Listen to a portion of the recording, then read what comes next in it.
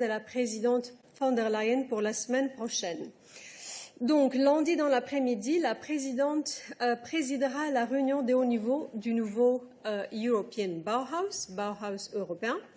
Mercredi, elle présidera également la réunion du Collège des commissaires, la première réunion depuis la rentrée, après les vacances d'été. Et jeudi, la présidente participera à une discussion avec la conférence des présidents du Parlement européen en préparation des discours sur l'état de l'Union que la présidente prononcera le 15 septembre à Strasbourg. And now allow me to invite Stefan to provide you some news regarding vaccines.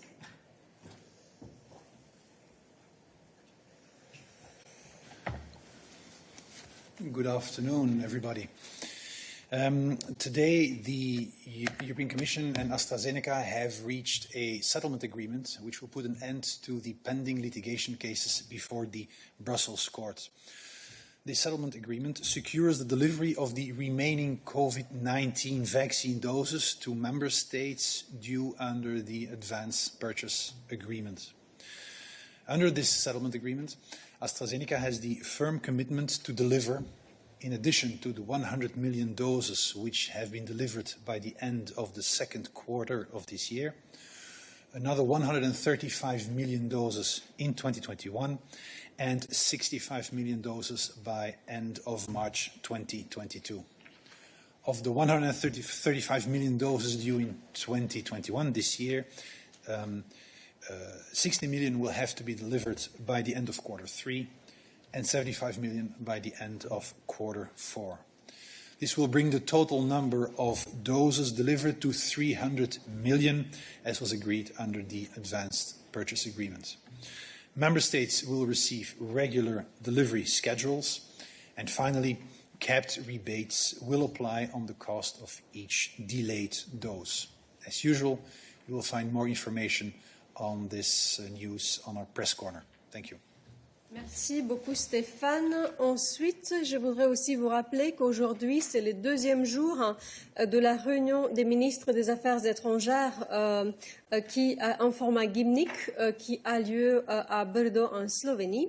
Le haut représentant vice-président Josep Borrell préside cette réunion et la commissaire Urpilainen participe aussi aux discussions d'aujourd'hui.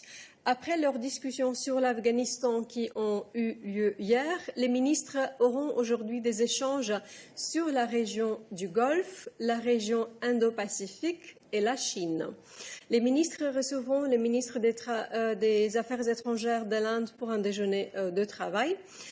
Il y aura une conférence de presse avec le haut représentant. Elle est en fait sur le point de commencer. Vous pouvez la suivre sur EBS Place maintenant ou plus tard, bien sûr, en enregistré. Et comme hier, notre collègue Peter Stano est sur place pour cette conférence de presse. Je vous prie donc de garder vos questions sur les affaires étrangères pour cette conférence de presse ou bien pour Peter pour plus tard. And finally, before starting with your questions today, we want to pay tribute to Mikis Theodorakis, the Greek composer and political activist who passed away yesterday at the age of 96. Theodorakis was a part of Greece's soul.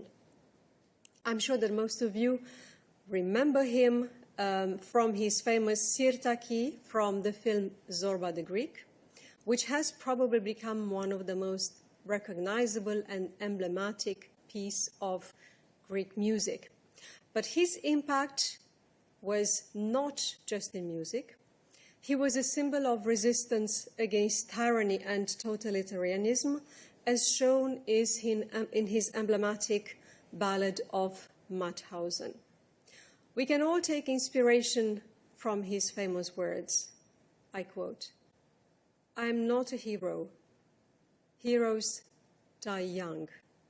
I am just a citizen who does his duty." Today, we join Greece and the Greek people in paying tribute and homage to this exemplary citizen. Thank you very much. With that, we can start with your questions. So please indicate in the system if you have any questions for us today.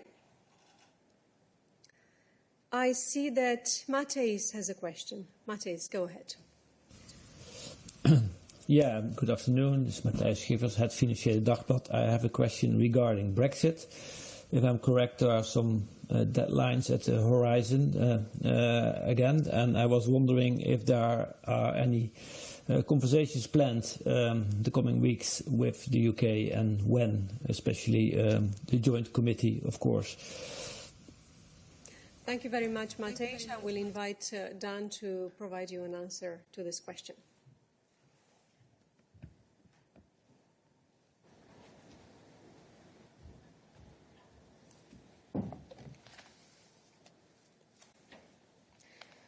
Hi, Matthias, and thanks very much for your question. I think you would have seen over the summer the UK came forward with its command paper. Since then, we have been in contact at technical level with the UK, both here in Brussels and in London. So contacts have been ongoing over the past couple of weeks, and you can expect them to continue over the coming weeks. You can also expect there to be some form of contact at political level, but I cannot confirm at this exact moment in time when they will take place, but stay tuned for that. Beyond that, I wouldn't have any comment to make on substance.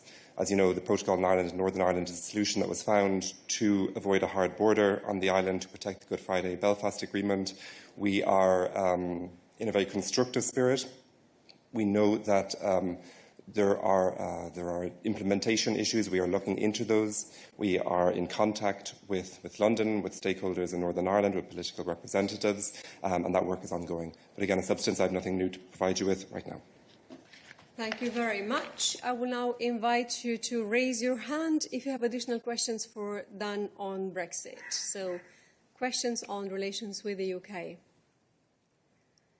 Nobody in the room? Yes, but Catherine online. Catherine, go ahead. Hello. Hello, Dan. I think my question may not be for Dan, though, but it is Brexit related.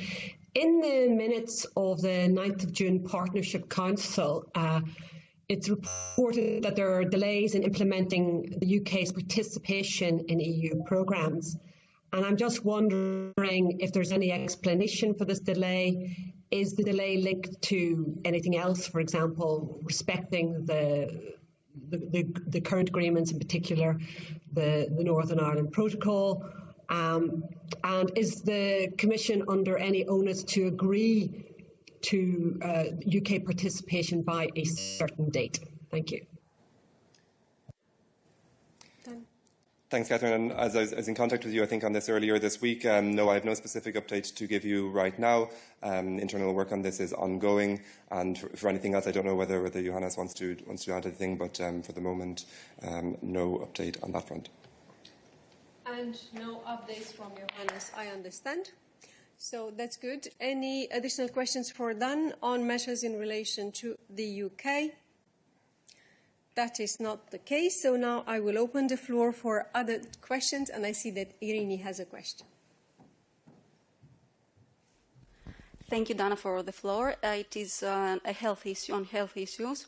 And I would like to ask on capital rebates, what exactly does it mean, and how the EU Commission is going to react in case AstraZeneca will not keep its promises once more. Thank you. Thank you very much, Irini. Stefan is joining me to provide an answer.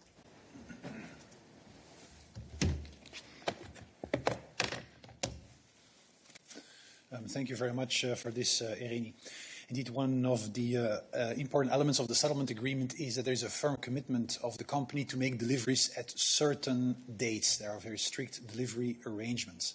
And this comes hand in hand with, indeed, an obligation of capped rebates in case the delivery of doses is delayed. So, and the rebates, the capped rebates, depend on how long the delay is. The capped rebate for non-delivered or delayed doses amounts to 10% in the case of 1 month of delay, 25% in case of 2 months of delay, and 40% for 3 months of delay or more. And so these are the capped rebates, the thresholds we bear in mind to make sure, indeed, among other things, that we have a solid delivery of the different doses due by the company. Thank you. Thank you very much. Stefan, are there additional questions for Stefan on this matter? Yes, please go ahead. Oui, merci Dana, c'est Elodie du Soir. On va encore recevoir 200 millions de doses d'AstraZeneca. Je me demandais, est-ce qu'on a vraiment besoin de ces doses? Est-ce qu'elles vont être délivrées aux États membres comme prévu ou est-ce qu'on va juste les donner à COVAX? Et alors, je sais qu'il y avait un prorata réservé par chaque État membre. Est-ce que tu as peut-être un détail, Stéphane, sur quels États membres ont déjà renoncé à une partie de leurs doses? Merci. Merci beaucoup.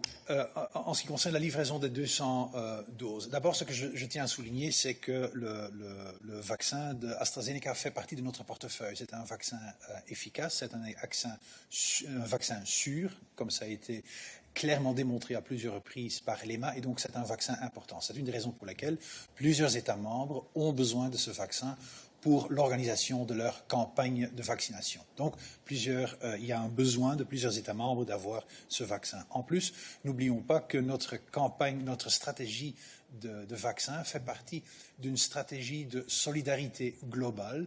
Nous voulons assurer une solidarité avec les autres pays dans le monde qui ont aussi besoin de nos vaccins, et c'est une des raisons pour lesquelles les États membres peuvent décider d'utiliser une partie de leurs vaccins, qu'il s'agisse d'AstraZeneca ou d'autres vaccins, pour respecter leurs engagements à l'égard de l'autre partie du monde qui en a besoin aussi. Merci. Thank you so much. Stefan, are there additional questions for Stefan on this issue? Yes, I believe that Gillian has a question about that. Go ahead, Gillian. Thanks so much. I have 2 questions actually on the settlement. The first is a bit more technical of a question. We know that many EU countries will be donating their doses to other countries outside the European Union. I was just wondering if you could give us a ballpark percentage of how many doses will be donated in the end. My second question is a bit more broad. Because of the settlement, we have a new schedule for the remaining 200 million doses to be delivered by the end of March next year. Considering the EU did not get what it wanted in terms of sped up deliveries, I was wondering whether you could comment on whether this lawsuit was worthwhile and why. Thank you. Thank you very much. Listen, with regard to the actual donation of the member states, I would like to stress again that this is a decision which is taken by the member states. So the member states decide how they will live up to the commitments that they have taken upon themselves. This being said, I would like to refer to the very strong commitment that Team Europe has expressed, for instance, to ensure the donation of 200 million doses by the end of the year. And again, member states and Commission are working together on turning this commitment into a reality for the rest of the world. That's one thing. Second, on the lawsuit, was it worthwhile introducing a lawsuit? Listen, we have never changed our fundamental goal. Our fundamental goal has been from the beginning the delivery of a sufficient number of doses. The number of doses was laid down in the initial advanced purchase agreement. Then, as you know, we had some implementation issues, which has led in the end to litigation before the Brussels court, but always with the same purpose, to ensure the delivery of a sufficient number of doses. We are now beyond the litigation phase. We have now reached a settlement agreement which is in the interest of both parties, which has strict delivery arrangements, which has the firm commitment to deliver these doses. So we continue to work towards the achievement of our goal together with the company on the basis of this new settlement agreement. Thank you. Stefan, regarding donations, I could perhaps just add that as far as the percentages and the volume of each different vaccine that is concerned by these donations, it is for the member states to decide, and it is them who know what vaccines and in what quantities they are planning to donate in order to reach the target that we have together set of donating 200 million doses by the end of this year. Are there any additional questions on this settlement for Stefan? So please only keep your hand up at this stage if you have questions for Stefan on this matter. I see that Moses' hand is up. So Moses, go ahead. Yes, thank you, Dan. I also have a follow-up question to Stefan on this issue, because I was a bit surprised that the Commission decided to go for a settlement. After all, I mean, we needed those doses in the beginning of the year. Then, as you said, there were these implementation delivery delays. And not only that, the vaccine from AstraZeneca is considered as less safe and effective than other vaccines. And that also explains, I suppose, why so many member states decided not to use them, although they needed them during the spring, but instead to donate them to COVAX. So my question is, and now in the meantime, it seems to me that member states, we have made up for those missing doses, and the member states have received vaccine doses from other producers in order to reach vaccination goals, as we talked about before. So would it be more correctly say to try to demand a compensation for that failure earlier this year, and instead, let's say, ask AstraZeneca by themselves to donate themselves those million doses to other countries which I suppose need them better than the member states in this phase of the vaccination campaigns. Thank you. Thank you very much, Mose. I think what is really important for us is that we now have left the litigation state. We are beyond the litigation state. There is a need for vaccines in the different member states.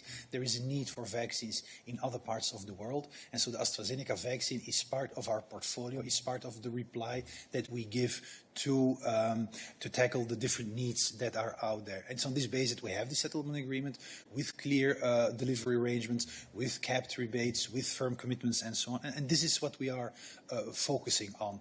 The litigation is behind us. We now work together with the company to indeed ensure the delivery of the vaccines that we need. Thank you. Thank you very much, Stefan. Are there any additional questions? Yes, Javier, go ahead. Thanks. Can you hear me? All good. Go ahead. I have a question with regards to why is the EU so keen on getting the AstraZeneca vaccines, because even some estimates say that you could reach your goal without even getting these doses. And also on the ground, it seems that you've only pretty much deployed just a small percentage of the vaccines. Stefan, once more. Yes, thank you very much. Again, we need a vaccine. The vaccine is part of our portfolio. The AstraZeneca vaccine is a safe and effective vaccine, as was confirmed several times by EMA. Several member states need the vaccine, which is part of their vaccination campaign, part of their vaccination strategy. They need it for the implementation of their strategy and to ensure a sufficiently high number of vaccinations.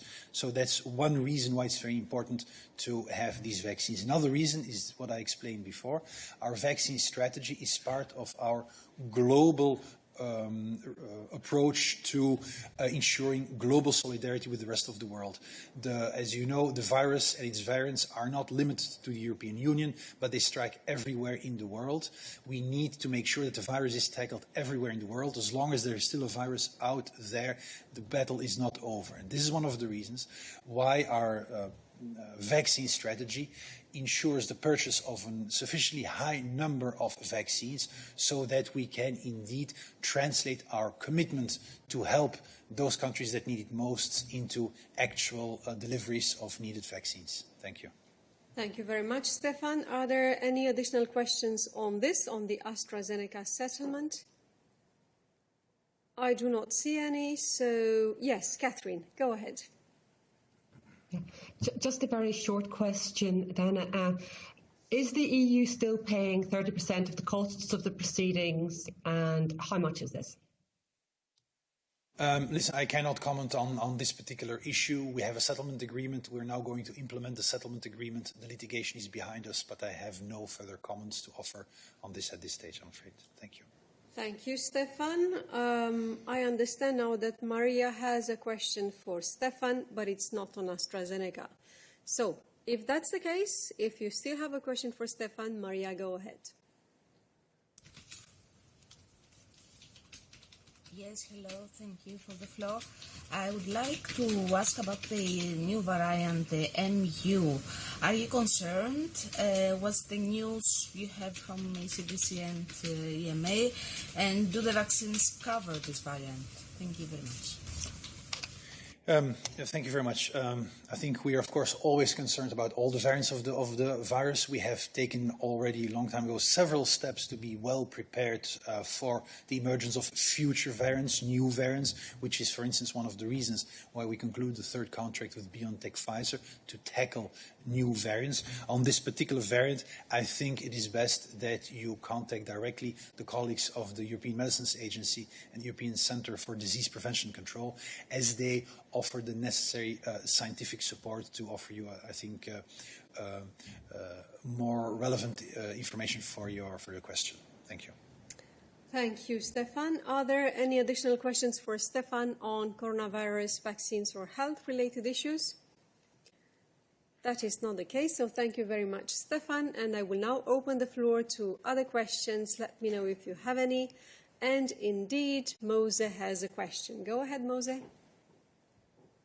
Thank you, Lana. Thank you for giving me the floor again. In fact, I wanted to follow up, let's say, a Foreign Affairs issue, but it's not about what happened today, the Foreign Affairs Council, but more the previous Justice and Home Affairs Council last week, which dealt also with Afghanistan and resettlement in Europe, as you remember.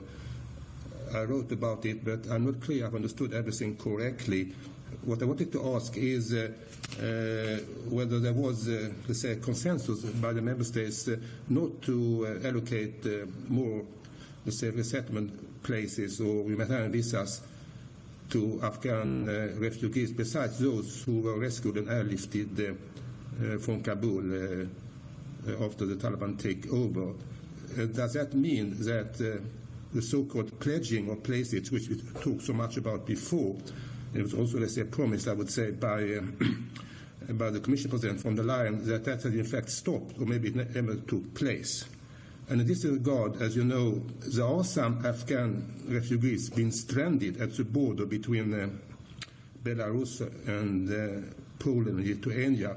And as you know, European Court of Human Rights issued an interim ruling on that they should be supported and helped. And my question is then whether, let's say, these Afghan refugees at the border, are they regarded by EU as illegal migrants which have been, let's say, instrumentalized by the regime in Belarus, and therefore they don't have even a right to apply for asylum or enter any member state? Thank you. Thank you very much for your complex questions, Moses. So you refer to two different things there. You refer to Afghanistan and efforts and discussions in the EU about possibilities to help Afghans, including perhaps through resettlement. And secondly, you refer to the very different situation at the Polish-Belarus border. And Christian will try to touch upon both these points separately.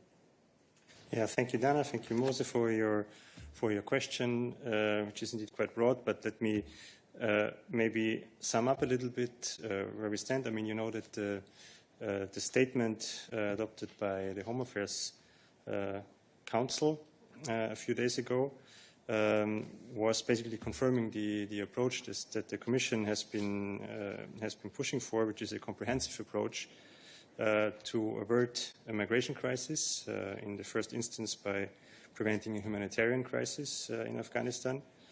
Currently, we are not seeing big movements of Afghans to neighboring countries, but we need to be prepared for different scenarios to protect those in immediate danger and reinforce capacity of countries in the region, allowing for dignified and safe reception conditions and sustainable livelihood for refugees and host communities. We are also continue to call on member states to engage in voluntary resettlement efforts and secure safe pathways.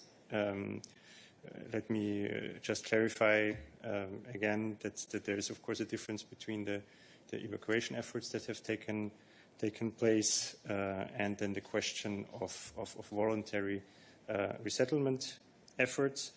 For the latter, we will also soon organize or urgently organize a new high-level resettlement forum. And again, our approach will, of course, also address risks of irregular migration, reinforce border management capacity, and prevent smuggling of migrants and trafficking in human beings.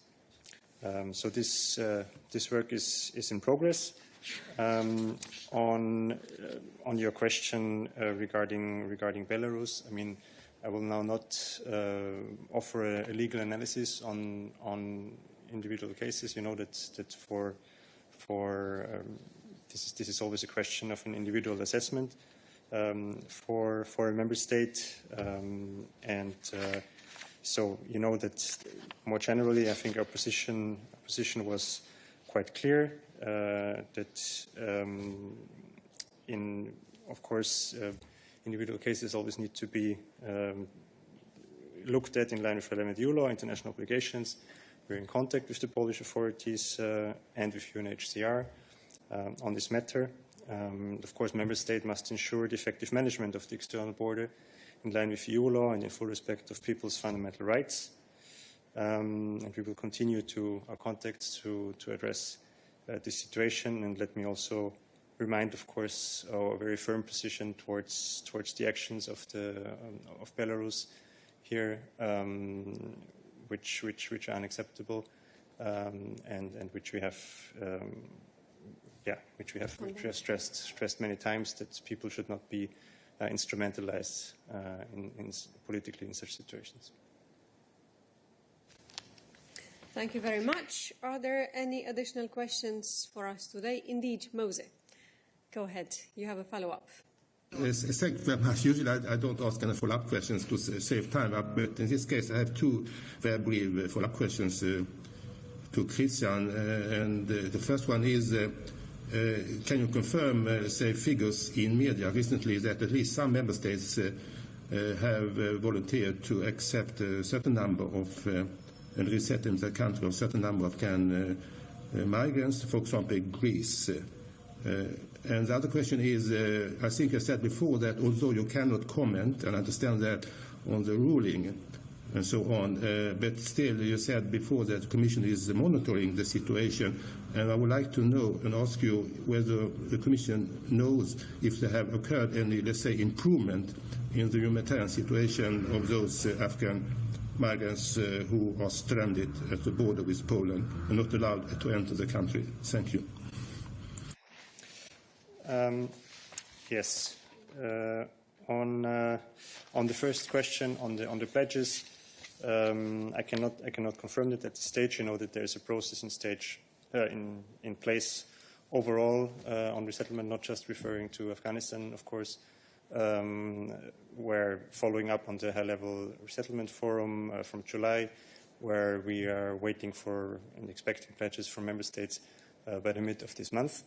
And this is a voluntary effort by member states, and we, of course, encourage them to come forward with pledges there. But at this stage, I'm not in a position to confirm any pledges or figures. This is also not the moment now. On your second question, I'm afraid I don't have much more to add. You know, I mean, I think we have commented on this. We have, of course, aware of the judgment of the European Court of Human Rights. Poland is a signatory to the European Convention of Human Rights, and of course required to implement the measures. Again, from our side, we made contact with the Polish authorities and also with the Latvian authorities, where there's a similar situation, as well as with UNHCR in relation to the situation. And we continue to be in touch with them with a view to ensuring effective management of our external borders in full respect of union law and fundamental rights. Thank you so much, Christian. Are there any additional questions for Christian on his files or on migration today? That is not the case. Thank you very much, Christian. And oh, yes, sorry, I didn't see you. Go ahead. Khalid Hamid Faruqi from Geo Television News and Young Group of Newspaper. Taliban were scheduled today to announce their government. They have postponed for tomorrow. It seems that some of European powers are softening their stance. Dominic Raab, of British Foreign Minister, traveling to Pakistan to meet Taliban leaders. Germany softened their stance to aid them. They announced today in Kabul that European Union also thinking on same line to engage them and help them to establish and some sort of stability come to Afghanistan. Much for the question. That was indeed not a question for Christian, who was only taking the point on migration. I can understand your interest in the subject, but as I said at the beginning of this midday briefing, we are not in a position to take questions in relation to foreign affairs now, because our team dealing with foreign affairs is in Slovenia, and they have a press conference as we speak. So I will invite you to get in touch with Peter Stano, or he will get in touch with you after this midday briefing in order to provide an answer to this question, which belongs to the broader questions which were touched upon during that meeting of ministers in Slovenia. Are there any other questions for us today on any other topic? Yes, go ahead. Tomasz Bielecki of Deutsche Welle and Gazeta Wyborcza. I have a question on Polish recovery and resilience plan, which has been the subject of quite hot debate in Poland recently. That's why I'd like to ask, because Commissioner Wojciechowski is, as he announced at his Twitter account, is going to give today some statements and press conference on the Polish recovery plan. I'd like to make sure whether it should be treated as an official European Commission's supplement or follow-up to what Vice President Dombrovskis and Commissioner Gentiloni said 2 days ago in the European Parliament while representing the European Commission. And the second question, are there any news about the new deadline for the Polish plan, which did pass a month ago? Thank you. Thank you very much for your questions, Tomasz. So in relation to the first one, what I can tell you is that according to my latest information just before starting this meeting, the press point by Commissioner Wojciechowski in Warsaw would focus, to the best of my knowledge, again on issues related to his portfolio. So that's what I know in relation to that press point, but we can see the subjects covered, of course, after that press conference. And in relation to your second question on any news on a deadline or the timing for the analysis of the plan, I do not have any news to provide you in relation to what we have said yesterday, the day before yesterday, and every day since August, since the beginning of August. Thank you. Are there any additional questions for us today? That is not the case, so I wish you a very good Friday afternoon and weekend, and we are available to take any other questions that you may have in the afternoon. Thank you. See you soon.